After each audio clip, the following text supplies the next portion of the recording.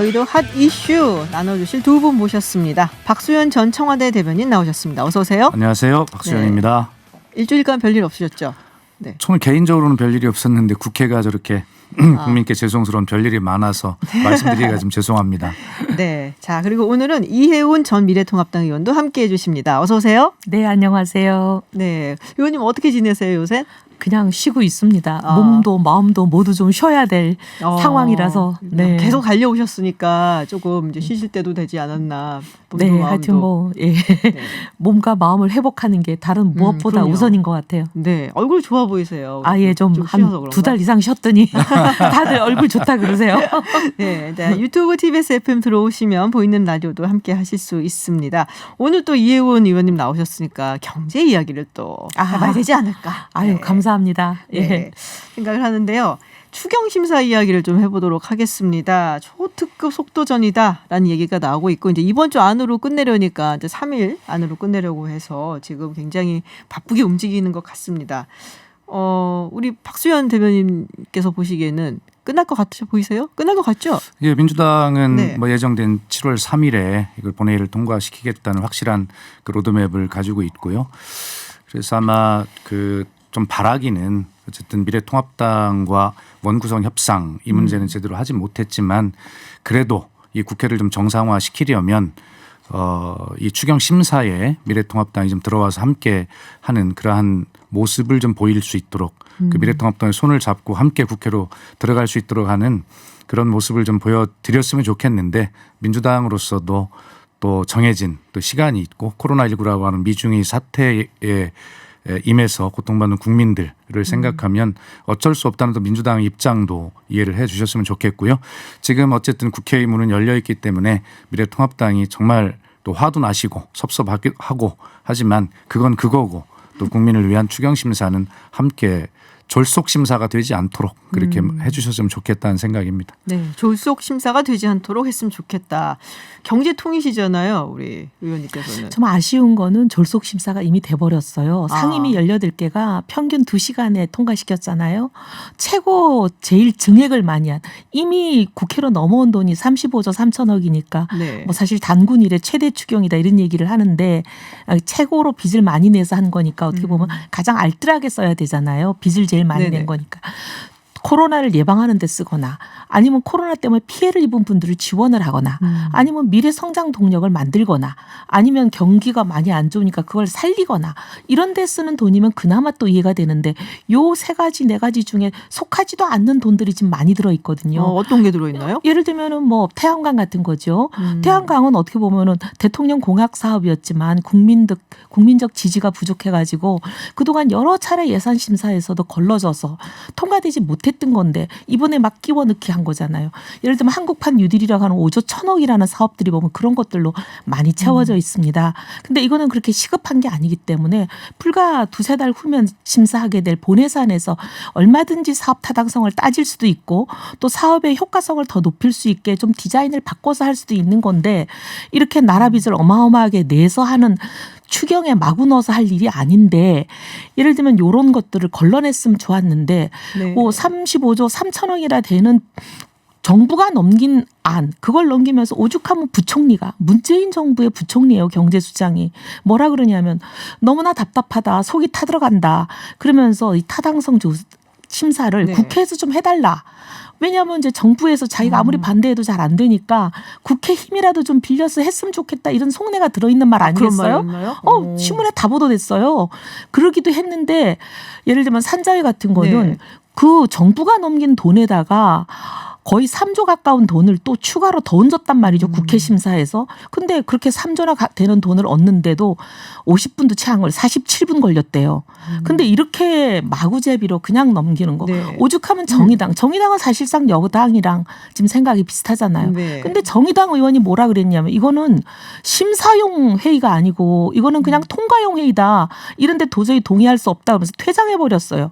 이런 식의 졸속 심사가 이루어지고 있는 것은 너무 너무나 답답하고 안타깝다. 네. 아니 미래통합당이 안 들어봤다고 미래통합당 탓을 할 게 아니라 자기들끼리라도 알뜰살뜰하게 심사하면 되잖아요. 왜 심사 안 하고 이렇게 그냥 통과만 시켜요? 박 대변인께서는 어떻게 생각하세요? 예, 그러니까 우리 네. 저 이혜훈 의원님 같은 경제 전문가가 좀 빨리 학교에 오셔서 공부를 좀 함께 했으면 좋겠다 이런 생각을 들고요. 좀 아쉬운 것은 미래통합당이 원구성 협상 과정에서 어떤 이유가 됐든 학교에 왔어야 된다 이런 생각을 하고 있는데 지금 공부도 안 하겠다는 것 아닙니까? 학교도 안 오고 이게 참 이게 학부형께 혼날 선생님이 일인데 책상을 빼버렸는데 학교 갈 수 있겠어요? 맞습니다. 그래서 이제 그런 문제는 각 당의 태도는 국민들께서 평가를 하실 것이고요. 지금 이혜훈 의원님께서 말씀하신 그런 지적하실 일들을 좀 빨리 와서 해주셨으면 더 아주 내용 있는 추경이 되지 않겠나 하는 그런 바람을 이미 말씀을 드렸습니다. 다만 이런 그 원구성 협상 과정이 제대로 안 되면서 그런 추경 심사가 알차게 되지 못할 것에 대비해서 이미 그 민주당은 그 추경 정부안이 제출되기 전부터 당정 협의를 통해서 많은 것들을 논의를 해왔고 그리고 지난 한 달 계속 심사를 당정회의를 통해서 해왔거든요. 다만 이제 미래통합당과 같은 그런 건전한 의견들이 좀 반영이 되는 일이 남았는데 졸속 심사라고 그렇게 말씀을 하시면 결과적으로는 우리 이 의원님 서운하실지 모르지만 결과적으로 미래통합당의 의견이 빠지는 것, 미래통합당이 졸속심사의 원인을 마지막에 제공하는 것 아니냐라고 또 저는 말씀드릴 수 있어요. 네, 더 꼼꼼한 심사가 됐으면 좋겠다. 그런 그렇습니다. 이미 당정 예. 협의를 통해서 해왔기 때문에 문제가 별로 없어 졸속이 아니다라는 입장이시고 우리 이 의원님께서는 그렇게 빨리 통과된 법이 어디냐. 아니 이제 저는 뭐 빨리 된가 그게 문제가 아니라 내용을 가지고 말씀드렸죠. 내용도 뭐 꼼꼼하게 그렇고요. 심사를 하셨다는데 이런 문제가 있다라는 말씀을 드린 거고요. 아니 저도 이게 뭐 우리가 오래전부터 당정 협의를 통해 해왔기 때문에 졸속이 아니다라는 주장이 아니라 그건 저희들이 시각이 담긴 거니까 또 더 다양하게 미래통합당의 시각이 더 담기면 그러면 훨씬 들어오지 더 그랬어. 그런 말씀이시잖아요. 지금. 아, 제가 그 얘기를 하고 있는 건가요? 그렇게 그러면은 들어오지 그랬어라고 말씀을 하시는 건데 사실 이제 뭐 그래도 다음 주나 뭐 7월 들어가면은 이제 미래통합당도 참석을 하지 않겠냐라는 얘기가 있는데 들어오지 그랬어라는 것 자체가 함께 가겠다는 인식이 부족해서 생기는 일이니까 오늘 그걸 얘기하기 시작하면 한 시간도 그렇죠. 모자라지 한 시간 않겠어요? 아마 네. 민주당에서 우리 이혜훈 의원님 같은 전문가가 방송에서라도 이렇게 하시는 말씀을 좀 잘 알아듣고 좀 반영하도록 하는. 우리 박수현 예. 전 의원님께서 꼭 좀 많이 전달해 주십시오. 알겠습니다. 예. 네네. 근데 이제 7월 되면 시작하겠다라는 얘기가 있지만 이 7월도 만만치 않을 거다라는 얘기가 있습니다. 다들 이제 무슨 얘기인지 아실 것 같은데요. 공수처? 공수처요. 네, 공수처. 맞습니다. 네. 자. 지금 7명 중에서 6명이 찬성을 해야 되고요. 근데 그중에서 2명이 야당 몫인데 이게 이제 미래통합당 몫이란 말이에요. 그러니까 이제 미래통합당 몫으로 있는 2명 중에 1명이 비토하면 비토권이 사실상 있는 거죠. 6명이 찬성해야 되니까. 네. 그러니까 어떻게 보면 미래통합당이 찬성 안 하면 공수처 출발이 어려운 거죠. 그렇죠. 예. 여기서 한번 폭발하지 않을까 싶은데요. 근데 저는 이제 이 경우는 좀 다른 문제라고 생각합니다. 상임위 배분하고는 차원이 다른 문제 아닌가. 공수처라는 건 공정성이 생명이잖아요. 근데 그리고 이제 그런 게 있기 때문에 그렇게 패트로 1년간 국회가 공정이 되고 네. 장외투쟁이 되면서도 합의를 이루어서 그 패스트트랙 국면에서도 그나마 남겨둔 것은 2명의 비토권을 준 거잖아요. 네. 근데 그거를 이제 국회법 개정, 이제 공수처법 개정을 통해서 없애버리겠다라는 엄포가 얼마 전에 나왔잖아요. 그렇죠. 예. 여당 대표로부터. 근데 그렇게 하시면 이거는 공수처 출발부터 예를 들면 어떤 법을 시행을 해보고 시행한 과정에서 해보니까 막상 생각지 못한 이런 문제점이 노정이 되더라. 그래서 미비점은 우리가 보완하자 해서 또 여야가 합의를 해서 법 개정을 하는 건 있을 수 있는데 시행도 해보기 전에 아예 야당을 제1야당을 배제하는 그런 법 개정을 해버린다면 이건 공정성을 담보하기 어렵지 않겠어요? 네. 그렇게 되면 이건 이제 완전 전면전으로 붙겠다는 건데 그렇게 해가지고는 국정 운영이 평탄치 않을 것 같아요. 그래서 제발 그렇게만은 안 가기를. 그래서 오죽하면은 여당이 아니고 여당 원내 수석 입장에서 그건 타당하지 않은 것 같다 그런 말이 나오겠어요. 네. 그래서 제발 그렇게는 안 갔으면 좋겠습니다. 아마 이해찬 대표의 발언이 아마 이혜훈 의원님께서 지금 예측하시는 그것은 아닐 거다라고 저는 생각을 해요. 다만 지금 그렇겠죠. 미래통합당에서 이 공수처를 좀 무력화시킨다거나 협조를 하지 않는 방법은 뭐가 있냐면 그런 비토권 이전에 그 후보 추천위원회에서 추천위원을 추천하지 않음으로써 아예 후보 추천위원회가 그 무산되도록 하는 뭐 이런 전략일 겁니다. 그렇기 때문에 백혜련 의원이 그 개정안을 내고 있지만 결과적으로 미래통합당에서 후보 추천위원을 추천하지 않을 경우에 국회의장이 다른 교섭단체를 지정해서 후보 추천을 받을 수 있도록 하는 뭐 이런 내용들로 이제 그 규정안을 좀 바꿔보겠다. 그게 바로 이제 제1야당을 배제시키는 거죠. 아니 태생부터. 그래서 결과적으로는 아까 말씀하신 대로 비토권이라는 보완 장치가 하나 있고요. 그다음에 공수처에서 수사하는 그런 수사 내용을 예를 들어서 공수처가 기소하지 않으려 할 때 그 기소권은 다시 검찰로 이첩하도록 되는 안전장치가 또 있지 않습니까?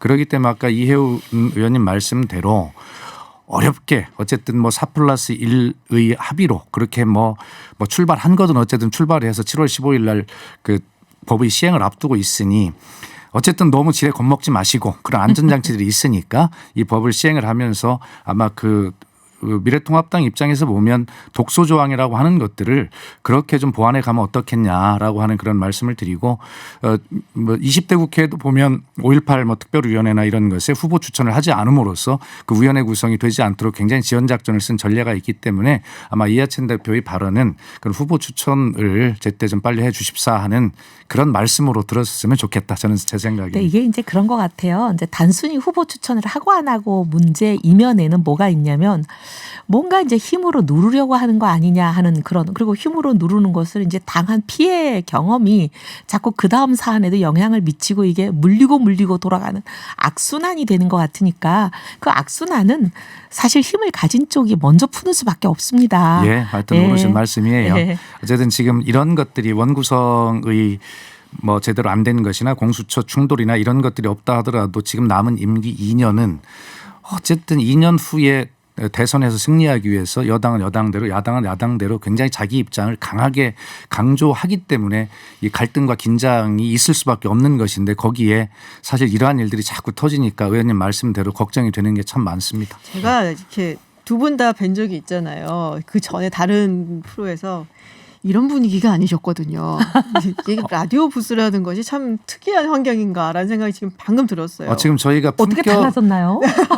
굉장히 뭐랄까요, 이렇게 편안하네요. 아니, 그때 품격을 굉장히 지키면서도 다르게. 서로 아주 날선 이야기를 네. 하고 있는 것 아닙니까? 네, 근데 전 좋습니다. 굉장히 분위기 좋습니다. 사뭇 달라요 그때하고는. 네. 무지하게 뾰족했었나 봐요. 그때는 또 선거 반성하겠습니다. 전이었고. 네. 자, 공수처 얘기가 나왔고 그래서 검찰 이야기를 해볼게요. 그래서 검찰에서 특히 이번 주에 굉장히 화제가 됐던 이야기 아실 거예요. 윤석열 검찰총장이 지금 그 대권 주자 3위가 됐어요. 이분은 지금 현직 검찰총장인데 정치를 뭐 하겠다고 얘기를 한 적도 없고 오히려 후보에서 거기서 빼달라는 얘기까지 했었는데 자, 그리고 이제 김종인 이제 비대위원장은 무슨 검찰총장이 대통령 후보냐고 얘기까지 했는데요. 어떻게 보면은 이제 좀 추미애 법무장관하고 설전이 있어서 오히려 이게 더 띄워준 게 아니냐 얘기도 있고요. 그리고 이제 야당 입장에서는 사람이 정말 없구나라는 얘기도 있는데 어떻게들 보시는지요? 네, 먼저 확실히, 하시죠. 제가 먼저 할까요? 예. 네. 글쎄요. 뭐 대통령 후보, 대권 후보라고 하는 것 영광스러운 일이기도 하지만 얼마나 두려운 일이겠습니까? 김종인 대표께서 검찰총장이 무슨 대권 후보냐라는 말씀을 하셨다고 저도 방금 보고 들어왔는데 아마 그거 김종인 대표도 그런 말씀 아닐 거라고 생각해요. 검찰총장이면 어떻고 다른 사람이면 어떻습니까? 결과적으로 정치와 역사, 국민을 대하는 태도가 대권을 감당할 만한 인물이면 누구나 할 수 있는 것이죠. 윤석열 총장 같은 경우는 누가 뭐 띄워주거나 뭐 어떻게 해서 되는 것이 아니라 결과적으로 윤석열 총장이 지금 보고 있는 이 행보를 국민들은 정말 권력에 저항하는 정의로운 검사구나라고 하는 이런 시각으로 보는 분들이 있을 겁니다.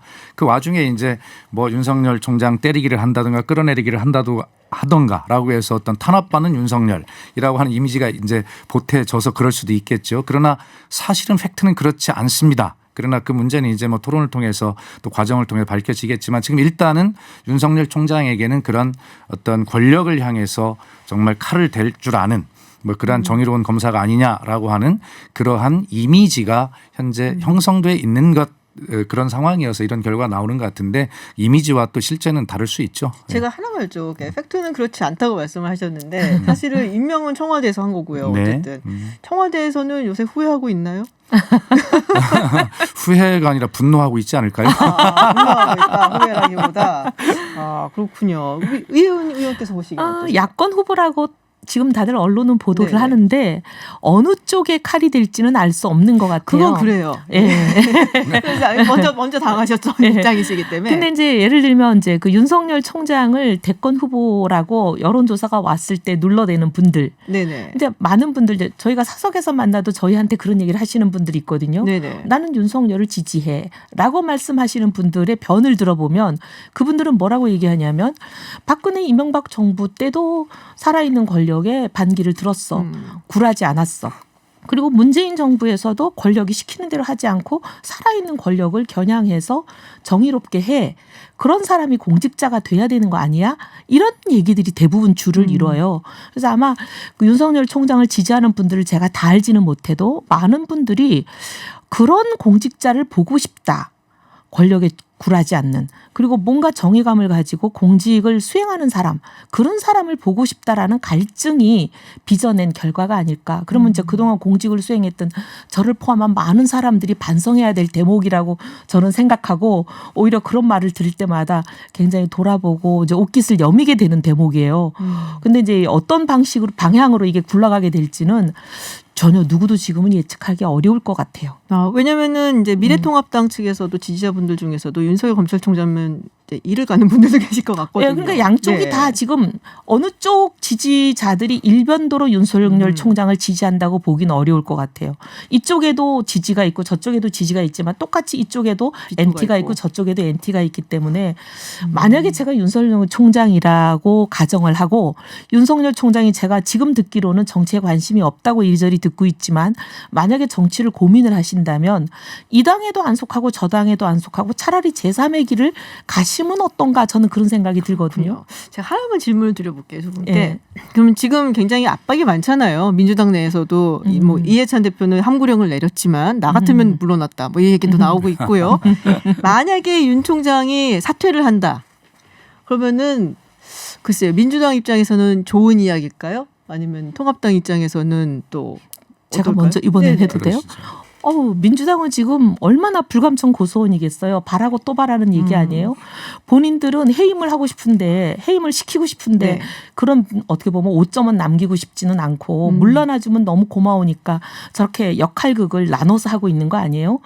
도저히 물러나지 않고는 견딜 수 없게 극한으로 내모는. 왜냐하면 지금 이제 여러 가지 굵직굵직한 사항들 정권의 핵심 인사들이 걸려있는 사안들이 수없이 많잖아요. 뭐 예를 들면 김경수 드루킹 사건도 그렇고 조국 사건 그다음에 또 울산시장 개입 사건 등등 굉장히 중요한 사람들이 걸려있는 사건을 법원에 넘겼다고 검찰의 역할이 끝나는 게 아니잖아요. 검찰이 어떻게 보면 공소를 제기한 어떻게 보면 원고와 비슷한 입장으로 끝까지 공소 유지를 위해서 법원과 시시비비를 다투는 거 아니에요? 네. 근데 그런 검찰의 수장이 윤석열 검찰총장이 있어서 끝까지 유죄를 주장하고 온갖 증거를 들이대는 것과 전혀 정반대의 사람이 와서 유죄가 아닙니다 하고 유죄의 증거를 다 걷어들이는 거 하고 어느 쪽이 더 편하겠어요? 정권 입장에서는. 정권 입장에서는 윤석열이 없어져 주는 게 굉장히 편하지 않겠어요? 그래서 물러나 주기를 내심 바라겠지만 해임하기는 굉장히 부담스러운 네네. 존재인데 없어져 주길 바라겠죠. 그렇군요. 근데 또 그런 얘기도 있거든요. 아까 말씀하셨다시피 뭐 윤석열 총장을 지지하는 사람들은 어느 권력이든 무서워하지 않고 칼을 들이대는 뭐 공직자다. 그러면은 이제 민주당 입장에서는 오히려 더 뭐랄까요? 그러면은 피해자의 이미지 이런 게 더 씌워져서 좀 안 좋을 수도 있다 이런 얘기도 있던데 그 부분은 어떻게 생각하세요? 하여튼 뭐 그런 것들이 이미지가 굳어지지 않도록 하는 것도 굉장히 중요하거든요. 뭐 그런 사실이 아닌 이미지가 굳어져서 어떤 중요한 자리에 간다라고 하는 것은 국가와 국민의 불행이죠. 지금 중요한 것은 윤석열 총장이 검찰 개혁을 위해서 시대적 과제를 이행하고 있는가 아니면 그냥 한 명의 검사로서 검찰 조직의 그런 이익을 끝까지 지키려고 지금 이러한 무리수를 두고 있는 것인가라고 하는 것은 팩트가 어떻게 되든 밝혀질 거 아니겠습니까? 그건 시간이 필요한 일이에요. 그렇기 때문에 지금 당장 윤석열 총장이 정치를 할 거냐 말 거냐 지지율이 얼마냐라고 하는 것이 큰 의미가 없다고 생각을 합니다. 어쨌든 문재인 정부는 촛불 혁명에 의해서 생겨난 탄생한 개혁 정부입니다. 그 개혁의 과제 중에 검찰 개혁이 굉장히 중요한데 어쨌든 이 법과 제도라고 하는 것은 국회를 통해서 또 검찰을 개혁할 수 있는 그런 법들이 통과되었고 시행이 될 것입니다. 다만 하나 남은 것은 검찰의 그 변하지 않는 무소불위 권력에 가진 입각한 그런 수사 관행 이런 것들을 변화시켜야 되는데 지금의 윤석열 총장은 뭐 저희가 좀 이따 이야기할지 모르겠습니다만 지금 전문 수사 자문단을 구성하는 문제라든가 이런 부분에 있어서 너무나 그런 어떤 변하지 않는 그 무소불위의 검찰 권력을 스스로 본인이 권력이 되어서 시행하려고 하는 이런 모습을 보이고 있다고 저희들은 생각하거든요. 이런 문제들이 뭐 드러날 것이기 때문에 결과적으로 이 문제는 지금의 윤석열 총장에 대한 어떤 이미지가 문제가 아니라 그가 정말 국민이 원하는 검찰 개혁을 진심으로 추진하고 또 성공할 것인가 뭐 그렇게 할 수 있다면 저는 윤석열 총장이 이 시대의 지도자가 되어도 하든 무방하도 저는 그렇게 생각을 합니다. 그렇군요. 자, 다음 이야기는 글쎄요. 저는 사실 이 주제를 보고 이거는 이 박세윤 대변인께 조금 불리할 수도 있겠느냐는 생각을 했습니다. 네. 경제인가요? 부동산. 부동산입니다. 우리 의원님 네. 하실 말씀 많으시겠어요. 먼저 그럼 기회를 제가 박 대변인께 드릴게요. 부동산 저한테요? 대책. 네. 네. 먼저 말씀하세요. 어차피 두 분께서 말씀을 하셔야 되니까. 근데 이 문제는 우리 이혜원 의원님께서 쭉 말씀을 하시는 게 좋을 것 같아요. 비판을 쭉 하시고 또 제가 반격의 답변할 기회를. 아니 반격이 아니고 예. 그럼 먼저 하시죠. 네. 아니 오늘 이제 이 실시간 검색어 1위로 뭐 김현미 거짓말 이게 이제 떴다고 기사가 난 걸 보고 제가 좀 놀래서 왜 그런 기사가 났나 봤더니 최근에 6.17 대책의 네네. 후속으로 주택담보대출을 제한했잖아요. 근데 이제 그 대책이 발표되기 전에 이제 아파트를 분양받은 분들 입장에서는 이런 대책이 나올 줄 모르고 분양을 받았는데 당연히 분양을 받을 때는 자기 돈 현금만으로는 되는 사람이 누가 있겠어요. 그렇죠. 중도금 당연히 대출 담보대출 맞죠. 받으려고 계획하고 이제 분양을 받았는데 받고 나니까 갑자기 이걸 확 쳐버렸단 말이에요. 그러니까 담보대출을 기가 상당히 이제 제한이 돼버린 거 아니에요. 난 난감해진 분들 잠이 오시겠어요. 그러니까 그분들이 이제 분노해가지고 이제 네. 김현미 거짓말을 마구 이제 눌러대니까 이게 검색어 1위가 됐다 이런 기사더라고요. 근데 지금 이게 보면 제가 답답한 건 이거예요. 전국의 모든 집값이 다 막 기가 막히게 오른다. 그러면 정부가 개입 안 하기가 어려워요. 네네. 사실 그런데 지금 그런 상황은 아니거든요. 일정한 부분에 이제 특정 지역이 집값이 오르는 거예요. 근데 세계 어디나 특정 지역 집값 오르는 것을 전국적인 규제로 대응하는 나라는 없습니다. 맨하탄의 집값 오른다고 미국이 전국적인 규제 들고 나오지는 않고요. 그다음에 런던의 하이드파크 주변에 집값이 오른다고 그러지는 않죠. 뭐 시드니든 어디든 전 세계 홍콩이든 다 그렇습니다. 근데 그렇게 특정 지역 집값 잡으려고 그렇게 거의 모든 사람에게 해당되는 규제를 하는 것보다는 대부분 그런 특정 지역은 그들만의 리그로 남겨두고 그 대신 투기 수익을 벌면 그건 과세로 그냥 불로소득을 환수하는 거에 그쳐야지 세금으로 집값을 잡아서 성공하는 사례는 없습니다.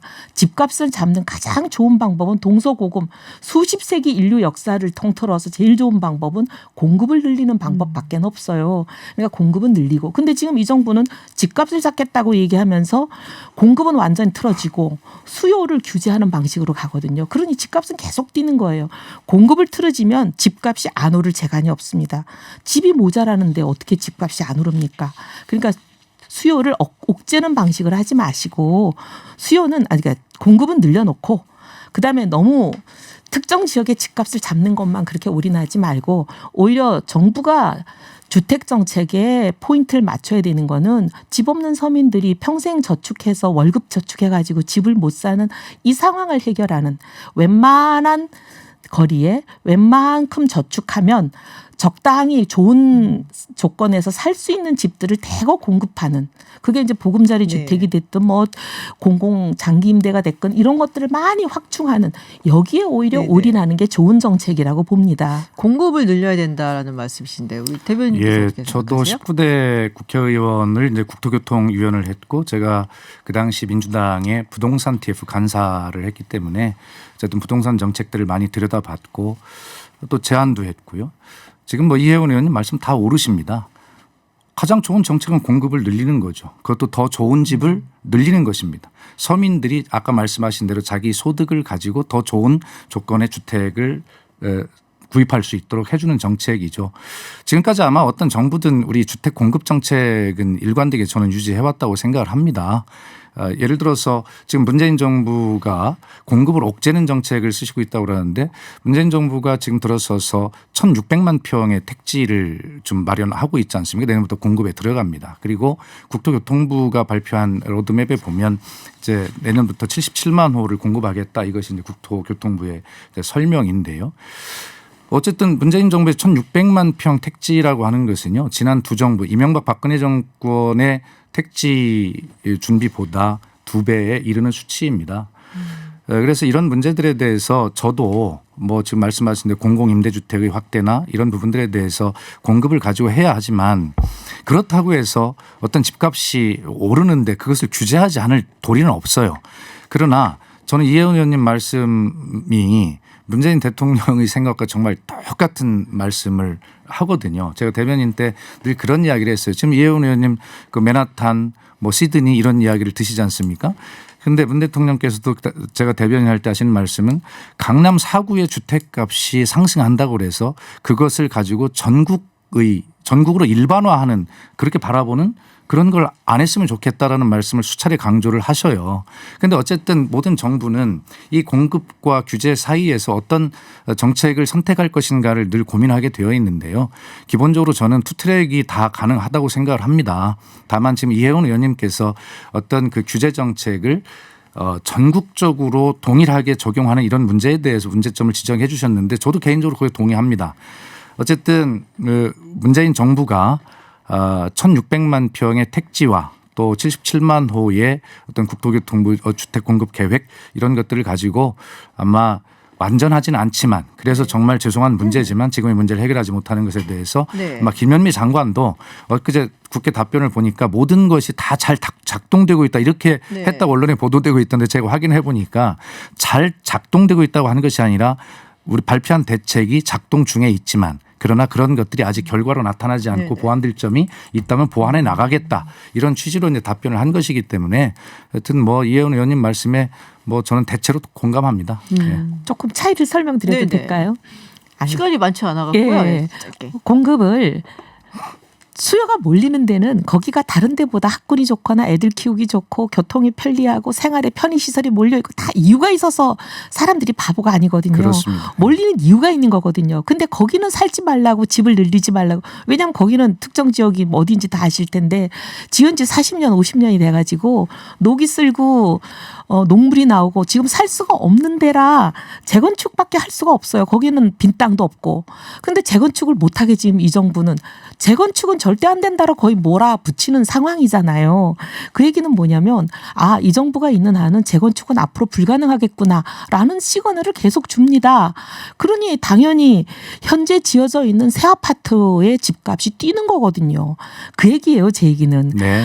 일산이다 어디 단대 신도시 3기 신도시 아무리 지어봐야 지금 특정 지역에 수요가 몰리는 그 지역의 집값은 뛸 수밖에 없다는 얘기예요.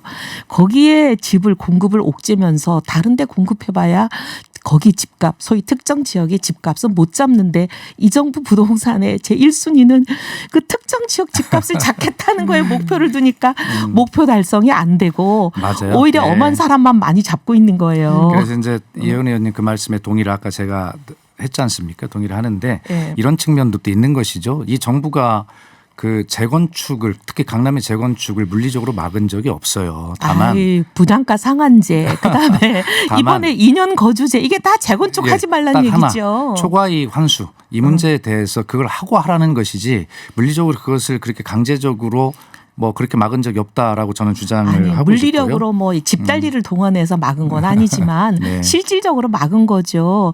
이미 집을 다 철거해서 집은 다 부셔버렸는데 갑자기 와가지고 분양가를 그 관리처분 계획 인가에서 도장 찍어줬던 정부가 허가했던 그 값에 60% 받으라는 건 그건 하지 말란 얘기죠. 또 어차피 또 우리나라의 재건축이라는 것은 이미 투자 상품화가 되어 있는 거 다 인정하시지 않습니까? 그렇기 때문에 아마 서로 정권을 잡고 집권을 한 정부 입장에서 보면 뭐 여러 가지 요소를 종합적으로 결정을 해서 생각을 해서 이제 정책을 결정할 수밖에 없는데 그런 어려움이 있다는 것을 네. 잘 아실 겁니다. 저희가 시간이 다 됐어요, 의원님. 네. 그래서 박근혜 정부, 이명박 정부 10년간 서울 집값이 4% 5% 올랐는데요.